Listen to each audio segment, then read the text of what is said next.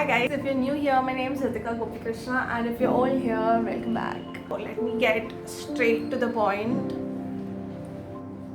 So as the title of the video says, this video is about 7 things people wish they knew in their 20s. How do I know? Because I went through so many videos and so many blogs on this topic, because 20s are that time where you realize or you discover so much in life, you learn new things, you're like building yourself, and I don't want to miss out, and I don't want to look back later on and think, I should have done that, I should have done this, I shouldn't have done that.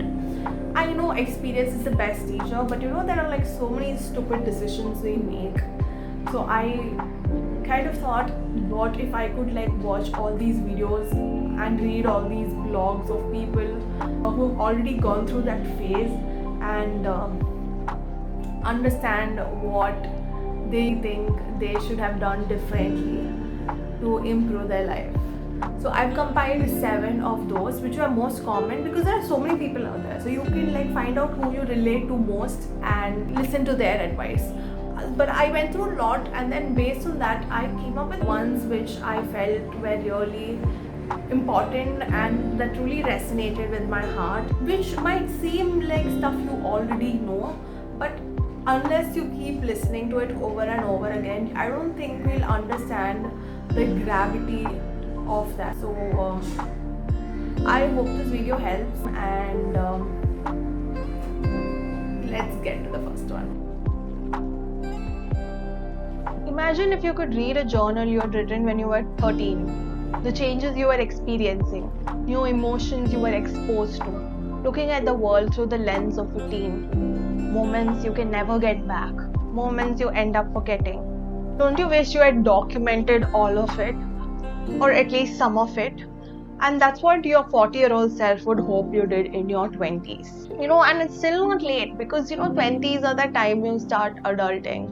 You learn new things. So yeah, we're gonna make like so many memories in this period of our life, and we're gonna be so grateful to ourselves years down if we document all of it, so we can later on sit and cherish these beautiful memories. There are different forms of capturing memories: videos, voice notes, blogs, journaling, photo book. I'm not talking about photos that we generally post on social media that we often curate to make our lives seem more interesting.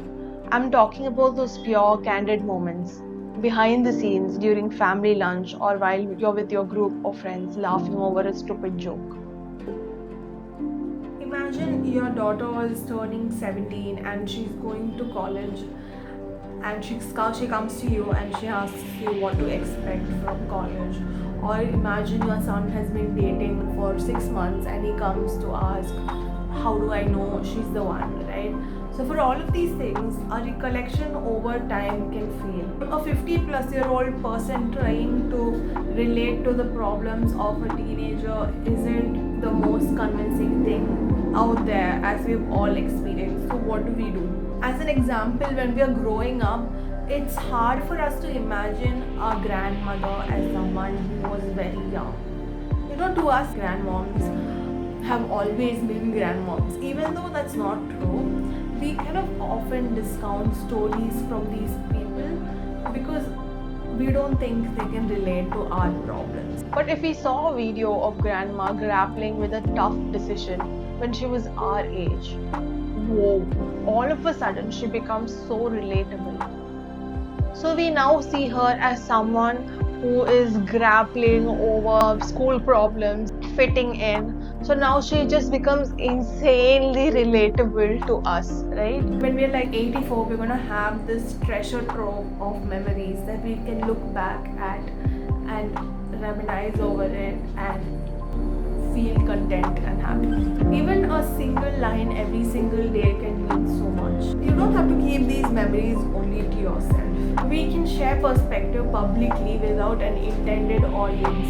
Maybe some kid halfway around the world will connect your story. Maybe some kid 20 years after you die will stumble upon your work and feel like you're the only person they relate to, and you're not even here. That's the power of documenting. most people start earning money when they are in their 20s, and because of the sudden financial freedom that they get, they tend to be tempted to buy anything that pleases them, anything that they want that they might not need in the future, and which they might deserve too, because hey, finally you're getting to earn. But you should build strong financial habits right when we start earning. This could help us be in a much better place financially in the future. You know how school doesn't teach you how you have to spend money, how you have to save money, and money is also considered a taboo. You know, people don't even talk to family members or co-workers or friends about how much they make without feeling judged or offended. We can only improve if we start to have honest conversations about money. We need to remove our egos and actually try to learn. Seek help from people who have expertise in these fields and ask how they do their personal finances. Read books about this. There's so much content out there. You just have to know that you have to go search for you to make informed decisions, because personal finance is like a backbone to all success stories. The takeaway is to be smart and build good financial habits when you're just starting out itself.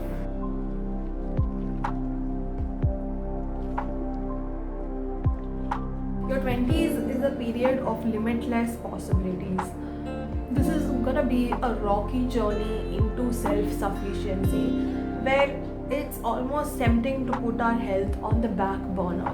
But there are few things that we have to always keep in mind to take care of ourselves. The thing is, it's just a whole lot easier to take care of ourselves, take care of our health, than to try and reverse course later on. What is mainly recommended when it comes to taking care of ourselves are sleep, drinking loads of water, workout.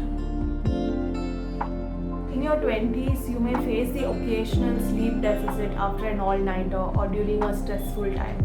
You might sometimes even intentionally extend bedtime for no productive reason till 2 or 3 in the morning. It's proof that not having enough sleep weakens your immune system and also increases your risk to getting diseases like diabetes, cancer. Set yourself up for at least a good 7-hour nourishing sleep every night. You know, I shouldn't have to sell sleep.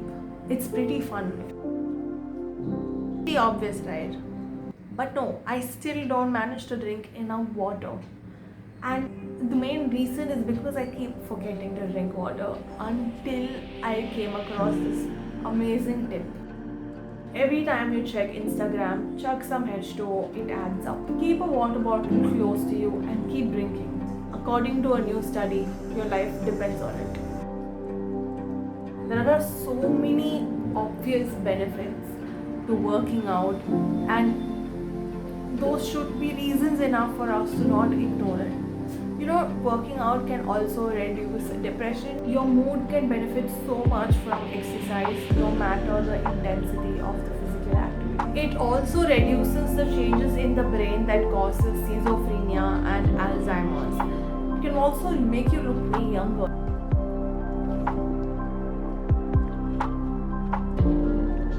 So this is also a pretty important thing, because you know how we always complain why we're not getting any opportunities, luck is not on our side. Don't wait for luck to strike. Like, just go seek opportunities. Take up one by one everything that's there in your vicinity. And like this very popular YouTuber called Ali Abdaal, who I closely follow on social media, said, luck does matter to an extent, but it's beyond our control. What's in our control is increasing the surface area of luck to strike, you know. And what does he mean by increasing the surface area? Like learning new things, putting ourselves out there to the world so we can like be open to these opportunities. And I think that thought's like pretty amazing.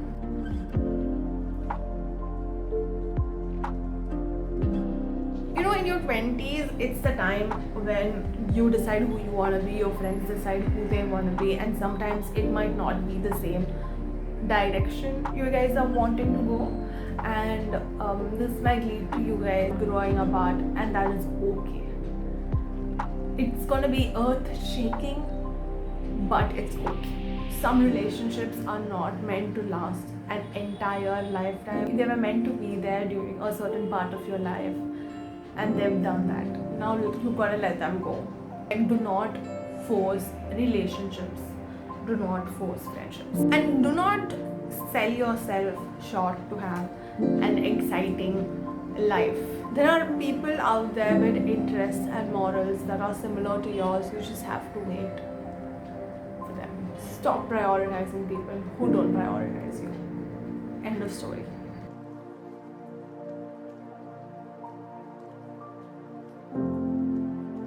Don't interact with people who are energy vampires or dream stealers. They're not worth it. As Robin Sharma put it, you can either be with a energy vampire or you can change the world. You can't do both. He asked us to take out a journal and write on it, on one side the people who elevate our joy, and on the other side people who diminish it, and have the wisdom and courage to remove the negative people who bring us down. It could maybe even be a family member. So you don't have to cut off completely, but you can definitely reduce the amount of times you meet the person. It's in our control. You can do it if you want to do it. Just know what is right for you and keep people who radiate negative energy out of your life.